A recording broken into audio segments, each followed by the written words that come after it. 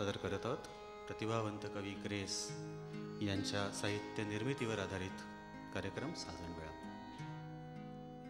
माझ्या कवितेने मराठीला काय दिले व ती काय देते आहे याचा विचार मला स्वतःला करण्याचे अजिबात कारण नाही. पण माझ्या कवितेने मराठी काव्यात निर्मितीची प्रक्रिया, त्यातून सिद्ध झालेली कलाकृती आणि तिचा आस्वाद या त्रिवेणी संबंधी अनेक महत्त्वाचे प्रश्न निर्माण केले आहेत. या प्रश्नाच्या सोडवणुकीतून, समजातून आणि अपसमजातून या माझ्या शब्दमयी, शब्दवेल्हाळ आणि अर्थकाहूर कवितेवर दुर्बोधतेचा आरोप केला जातो, त्याचे निराकरण मी करीत नाही. जन्मतःच कर्णाला जशी कवच कुंडले शरीरासमवेत मिळाली होती, तशी माझ्या कवितेच्या नाकात दुर्बोधतेची बेसरबिंदी जन्मापासूनच टोचलेली आहे. माझी कविता अनुवंशहीन आहे. ती जगता जगता वाढेल, तोच तिचा वंशवृक्ष. माझ्या कवितेच्या रसिकाचे काय होते याचा अंदाज मी करू शकत नाही, कारण माझ्या निर्मितीच्या विवाद्य व जटिल प्रक्रियेशी कदाचित तो भिवून उभा राहत असला पाहिजे. गाईच्या दुधावर त्या दुधाला आज दिली की साय आलीच पाहिजे, असे कार्यकारण भावाचे साधे कोष्ट घेऊन तो उभा राहत असला पाहिजे. पण माझी प्रश्नचूर निर्मिती असल्या कार्यकारण भावाच्या गणितांची उत्तरे देतेच कोठे. ती म्हणून टाकते, चंदनाच्या झोपाळ्याला इंधनाचे भय, चंदनाच्या झोपाळ्याला इंधनाचे भय, वाघिणीच्या दुधावर आली कशी साय. काळोख उजळण्यासाठी जीवाने स्वतःला जाळून घ्यावे लागते, हे खरेच आहे. म्हणजे उजळण्यासाठी जळणे आलेच, पण तेवढ्यावरूनच जळणारा प्रत्येक जण उजळून निघेलच याची हमी मात्र देता येत नाही. शरीराच्या साजणवेळा आणि इंद्रियांचे निनादी प्रहर हे माझ्या शब्दसृष्टीचे मूलाधार आहेत. माझे शब्द उत्कट पण शरीरस्पर्शाच्या कुळातले. या शब्दशैलीचा मार्ग संगीताच्या सारणीतून पुढे सरकत जातो. सतीच्या शब्दांनो नयन उघडा रंग मिटले, सतीच्या शब्दांनो नयन उघडा रंग मिटले, चरित्राचे माझ्या हसूनी मिटवा ग्रंथ सगळे. पळवाट नकोच आहे मला, पळवाट नकोच आहे मला, फक्त दुःख टेकण्यापुरती थोडीशी संदिग्धता. माझी कविता हे एक बेट आहे, मीही एक बेटच आहे. बेटावर सहलीसाठी लोक येतात किंवा समुद्र जीवावर उठला तर आश्रयासाठी येतात. या बेटावरून परतीच्या कुठल्याही बोटीची हमी मी देत नाही. परतावेसे वाटले तर स्वतःच होडी झाले पाहिजे. मी अशी बहरले होते, खडकातून फूल उगवता, मी अशी बहरले होते.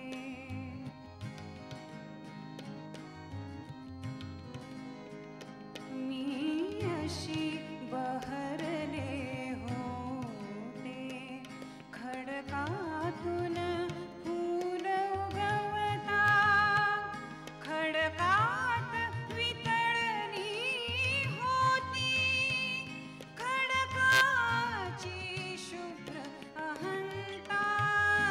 मी अशी बहरले होते.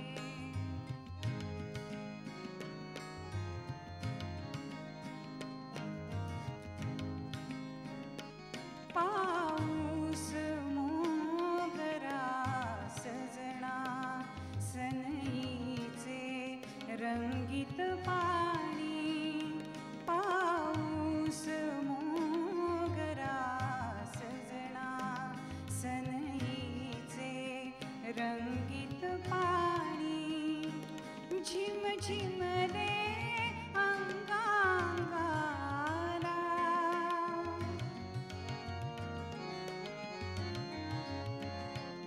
झिमझिमले अंगांगाला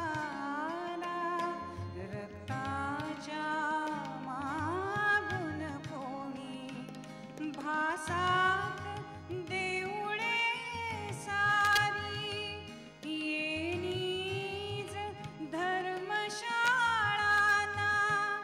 येताना दिसते कोण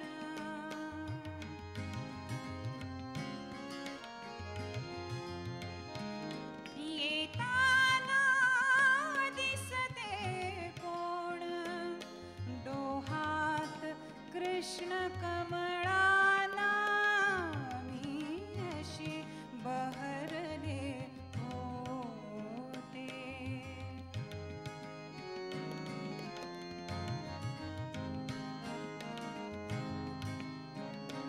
हे दुःख पुण्या जन्माचे क्षितिजाला बिलगून आले हे दुःख पुण्या जन्माचे क्षितिजाला बिलगून आले स्वप्नात पुन्हा सापडले स्वप्नात पुन्हा सापडले मेघांचे भगवे शेले मन गगन सघन लहरींचे हलकासा फूल पिसारा मन गगन सघन लहरींचे हलकासा फूल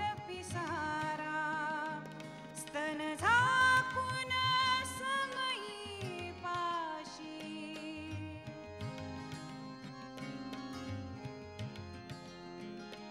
स्तन झाकून समयी पाशी मी गोंधळ मिटली तारा मी अशी बहरले होते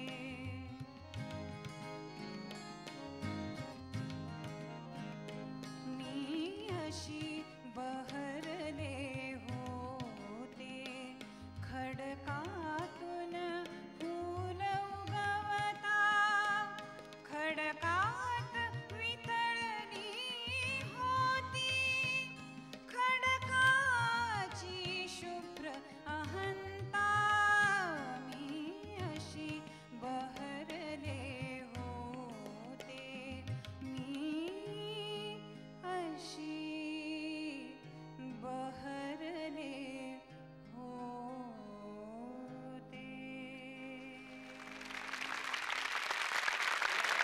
ताजमहाल सुंदर आहे हे मला माहीत आहे, पण आग्र्याला गेलो तरीही मी ताजमहाल बघणार नाही इतके निवड स्वातंत्र्य मी स्वतःपाशी राखू इच्छितो, राखू शकतोय.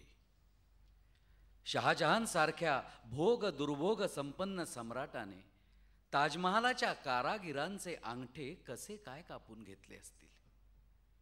हे सत्य की वास्तव की आणखी काय? असे का व्हावे? एखाद्या कलावंताने आपली निर्माण क्षमता संपल्याच्या विदारक जाणीवेने स्वतःचा अंगठा कापून टाकावा हे मी समजू शकतो, पण कलावंताचा अंगठा हा कोणाही सम्राटाचा मालकी हक्क कसा होईल? तरीही हे होतेच. एकलव्याचा अंगठाही असाच एक हिंस्र सत्तेचा बळी.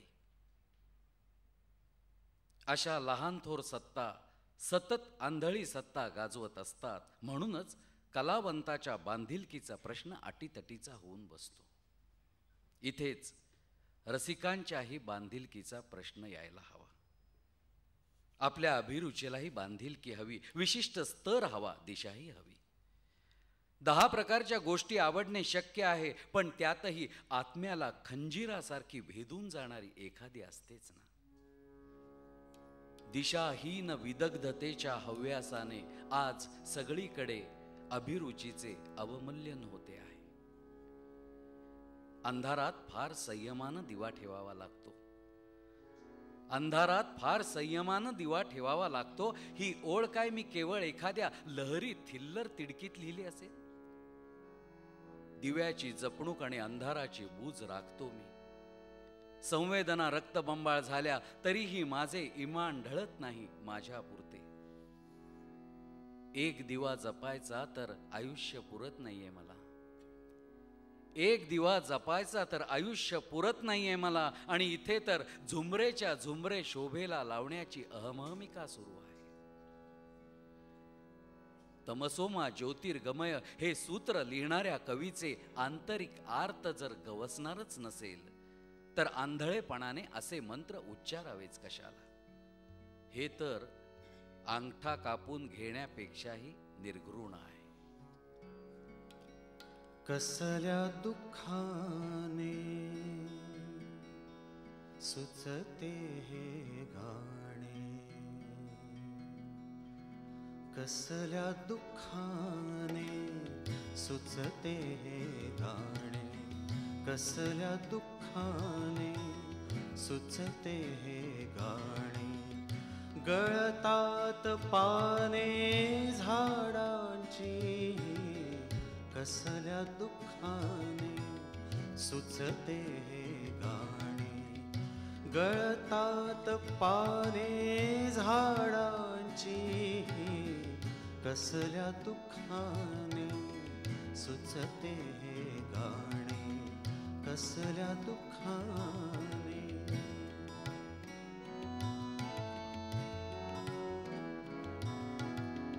वेळ जरी साधी सूर्य ढळलेला, वेळ जरी साधी सूर्य ढळलेला, मनी उरलेला सांजपणा, मनी उरलेला सांजपणा.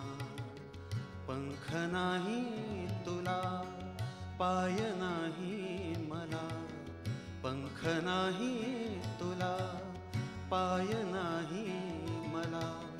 पाऊस हा आला वळीवाचा, कसल्या दुःखाने सुचते हे गाणे, कसल्या दुःखाने.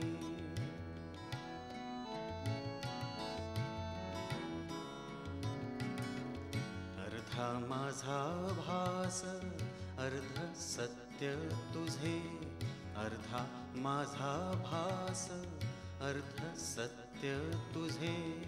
त्याच्यासाठी ओझे आभाळाचे, त्याच्यासाठी ओझे आभाळाचे. उठा कावळ्यानो करा वाटचाल, उठा कावळ्यानो करा वाटचाल. कधी उजाडेल देव जाणे, कधी उजाडेल देव जाणे, देव जाणे. कसल्या दुःखाने सुचते हे गाणे, गळतात पाने झाडांची, कसल्या दुःखाने सुचते हे